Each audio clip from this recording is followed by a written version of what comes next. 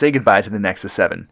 Now there's only one tablet in Google's Nexus lineup, and it's this, the new Nexus 9.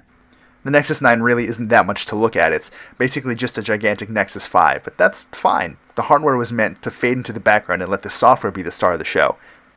Don't be fooled by our weird benchmark results, though. The Nexus 9 is absolutely screaming fast, thanks in large part to the Tegra K1 processor inside. It's clocked at 2.3 GHz and comes with 2 GB of RAM to keep things running really smoothly. The combination metal and plastic body make it feel sturdy, but also just a bit weighty in your hands after long periods of time.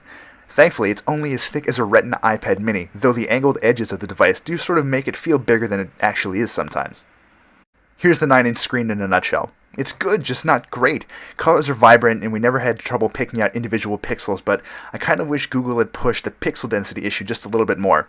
Thankfully, it's at least very readable outside, and you can finally double tap it to wake, which is a very welcome addition to the mix.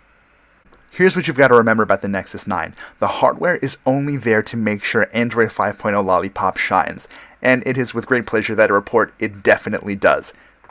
Swiping between menus and through open applications and firing up apps and closing them and scrolling through long web pages is absolutely buttery smooth. It's a sight to behold. It's not just the speed that's impressive. Android has gotten smarter in some very interesting ways since the last big update.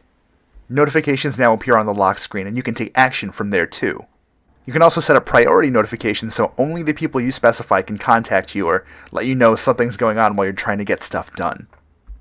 You can set up multiple user profiles, in this case up to 8, to make sure that people around you are only getting access to what you want them to have access to. And then of course there's material design, a massive system-wide facelift that makes Android feel more open and warming and actually kind of inviting. It's all about bold typography and bright colors, and in the case of apps like the new Gmail and calendar apps, layers that feel like you're sifting pieces of paper across a desk. Hopefully you like it too, because it's eventually going to make its way into all of Google's properties. Honestly, we're only scratching the surface of Android 5.0 Lollipop, so you should take a look at our extended preview to learn a bit more. When you combine the strengths of Lollipop and all of the hardware that makes the Nexus 9, we're left with a tablet that is in most ways very good.